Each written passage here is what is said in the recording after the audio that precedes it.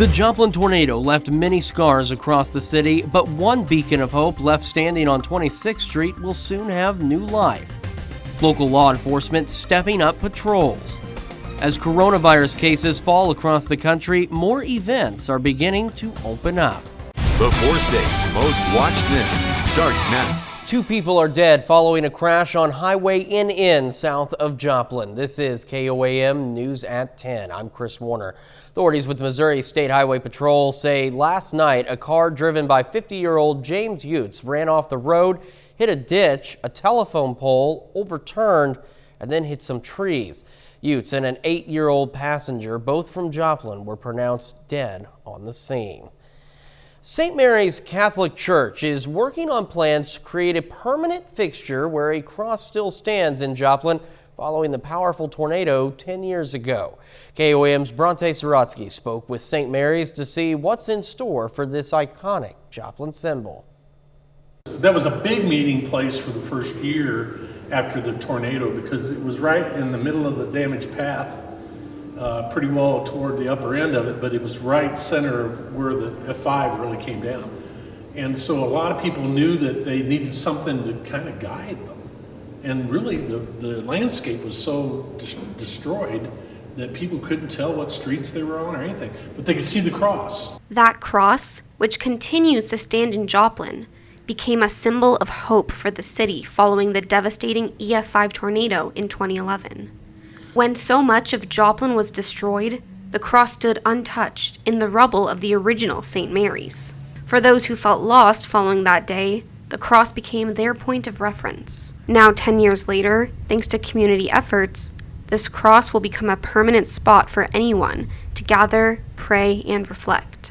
So the design of this was in line with trying to make that more permanent, but also maintain it in a way that it could be more usable. Because right now it's just the cross on a pedestal by itself. So we wanted to landscape it in a way that would be usable. And so what we decided to go with was 3 interlocking circles. And one of them on the top of it, what it's going to be is concrete.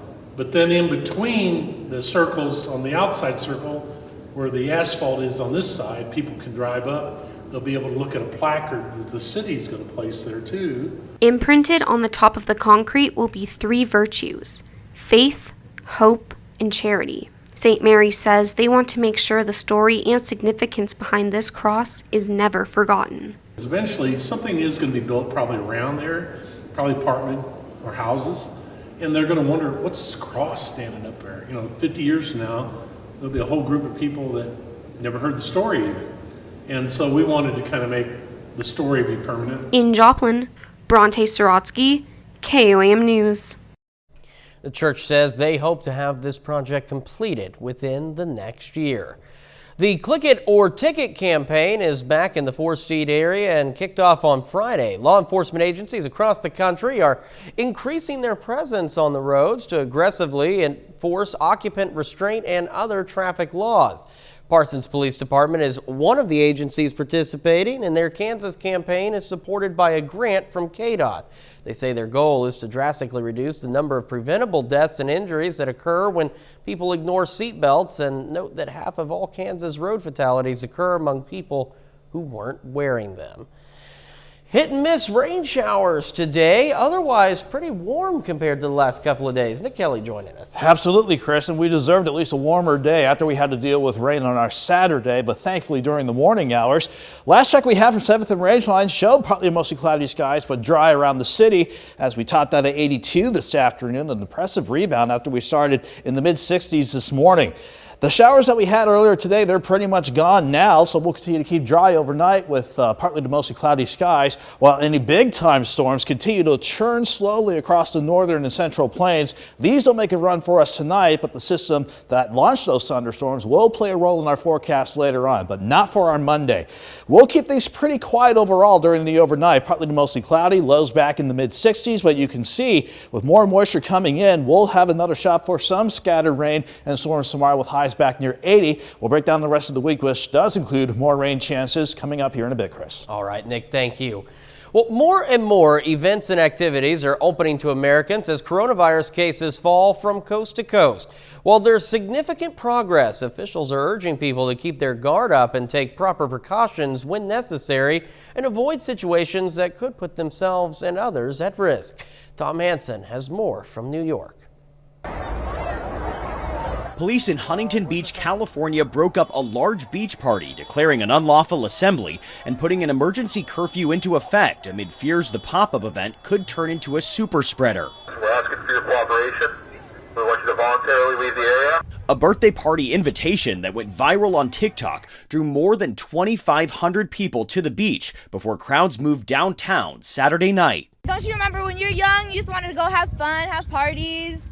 And we kind of lacked that this year because of COVID. Police arrested 150 people, including minors. While new coronavirus cases and deaths in the U.S. have fallen significantly to levels not seen since last summer, events like this are what officials are trying to avoid. But vaccination rates are also falling. Fewer than half of adults are fully vaccinated in at least 26 states, so businesses are offering special incentives to increase participation.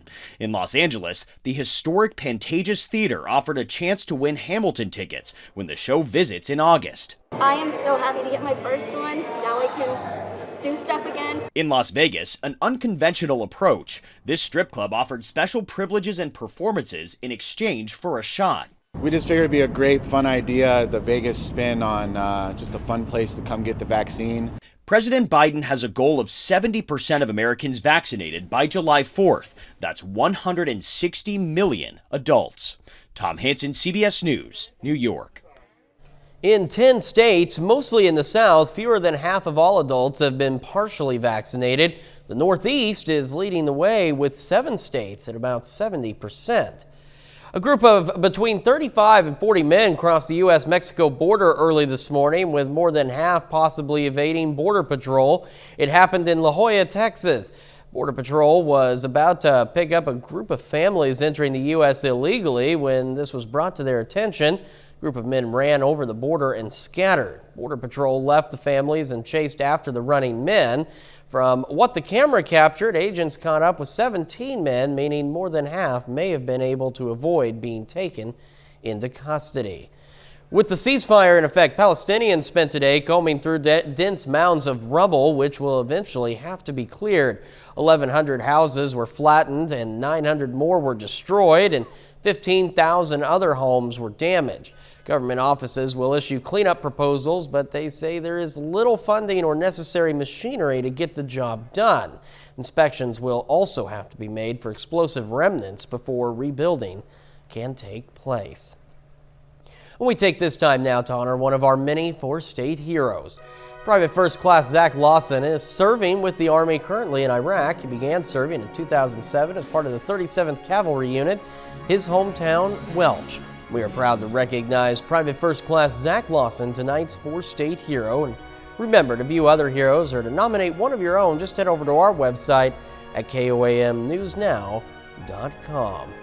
And that's a look at our top stories and a quick check of the forecast on the KOAM News at 10. Still ahead, we're going to take a look back at the week's top medical stories. Another reason to get those steps in and mask recommendations for schools. Michael George has some of the week's top health stories. The CDC recommends schools continue mask requirements for in-person learning regardless of vaccination status until the shot is available for younger children. Researchers found among Georgia's schools studied last fall, requiring masks for teachers and staff cut COVID-19 cases by 37%. New research links red meat intake, poor education, and heavier alcohol use to an increase in colorectal cancer in people under 50. A U.S. task force recommended this week that men and women get checked starting at age 45. Colorectal cancer claims more than 50,000 lives every year. And taking more steps could be a pathway to longevity. That includes uninterrupted walking for at least 10 minutes, or shorter spurts like climbing stairs. Researchers in North Carolina tracked more than 16,000 women and found fewer deaths among those who took more steps each day. Those are some of the week's top health stories. Michael George, CBS News, New York. Some of us saw rain, some of us saw sun, and we all saw warmer temperatures. So what's the work week hold for us? Nick Kelly knows, and he's up next with a look at that forecast.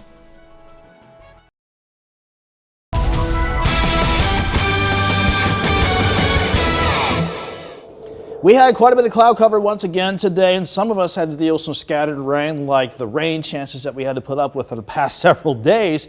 Despite all that, though, we had a warm end of the weekend, and at least we kept things dry from the Indigo Sky Casino and Resorts perspective outside of Seneca, Missouri. In fact, nice to see some peaks of the sun before we hit sunset this evening. Again, during the overnight into this morning, we did have some scattered showers try to percolate and work on through out of northeastern Oklahoma. But ever since this late afternoon, where we had a couple heavier showers skirt on through, we kept things pretty quiet this evening, and we'll keep things dry overnight as we continue with partly to mostly cloudy skies. Still can't complain about the view from 7th and Rangeline. That's a quiet view of partly to mostly cloudy skies that will hold firm and true for the rest of the night and into your Monday morning. Speaking of the morning, this morning we had temperatures start out mild in the mid-60s across much of the area, but despite the rain chances that some of us had and the cloud cover, we had most spots around Joplin in the lower 80s. A little cooler in our northwestern counties, but still not too terrible. Lower to middle 70s for afternoon highs, and we've been seeing temperatures dropping back near 70 throughout much of the evening. We'll drop back into the mid-60s overnight as our dwindling, very slim rain chances continue to fizzle away for the rest of the night. Any big storms staying out in the central and northern plains, but all of that activity is ahead of our next frontal system that will be on the move as we head into the middle of the week, but not for tomorrow. We got to wait for these two upper lows to start moving along and push that front through. So for tomorrow, it's about the upper ridge keeping us warm with highs near 80, but this stubborn upper low near Houston still channeling moisture from the Gulf of Mexico our way. That is what's going to keep the cloud cover in place for the overnight. And again, Future Track doing a good job keeping us dry as we head into your Monday morning. Lows dropping off into the mid-60s. Going into tomorrow, we'll watch for some scattered showers late in the morning, then a better shot for some scattered thunderstorms during our Monday afternoon. I don't think anything strong, certainly not expecting anything severe, so we don't have to worry about that as the new work week gets underway. 65 in the morning, 76 by noon, highs near 80, with maybe a light south breeze at 5 to 10. Can't rule out an occasional gust near 15. In general, though, we're looking okay in terms of wind throughout the course of the afternoon ahead of us. Here's Monday evening, drying out from any early evening thunderstorm chances, but will stay pretty much mostly cloudy. But heading into Tuesday, more upper level energy heads our way as that upper level ridge clears on out. And as a result, we'll have better chances for more scattered thunderstorms. Some of these could be strong, but I'm not seeing a severe threat for Tuesday. Nonetheless, we'll stay warm with highs topping out in the upper 70s. I want to show you the rest of the week ahead of us because it's about these two upper level lows working with our front that'll hang out for much of this week. That means thunderstorm chances to keep an eye on from Wednesday, Thursday, Friday, and throughout a good portion of our Memorial Day weekend. So it's no surprise we can't go through a typical Memorial Day weekend without dealing with some thunderstorm chances. But despite that, temperatures don't look too terrible overall. We'll stay warm throughout this stretch. 80 tomorrow, 79 Tuesday, lower to middle 80s Wednesday and Thursday, and even with highs back in the upper 70s if those projections hold true, Chris. Still warm as we head toward a Memorial Day weekend.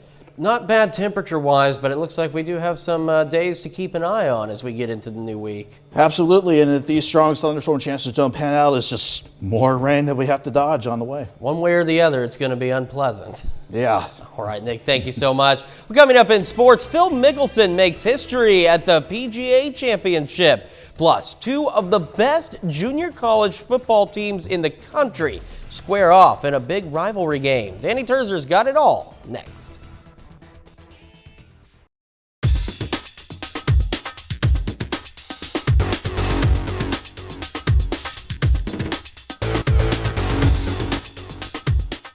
This is the Toyota Sunday Night Sports Feed. Independence travels to Coffeyville for a big rivalry game and a top 10 matchup. Both these teams have 2 losses, and those losses are actually to the same opponents. It's the final game of the spring football season. In the first quarter, Brock Doman finds Deontay Wilson wide open in the end zone for the game's opening touchdown. Indy leads 12-0 at half. But then the momentum shifts to Coffeyville. First, the handoff to Courtney Jackson.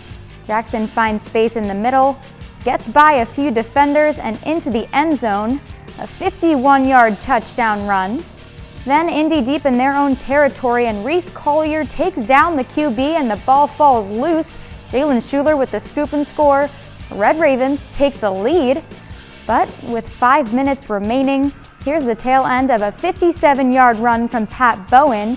Indy back on top 19-16, and Coffeyville runs out of time, and Independence wins it 19-16.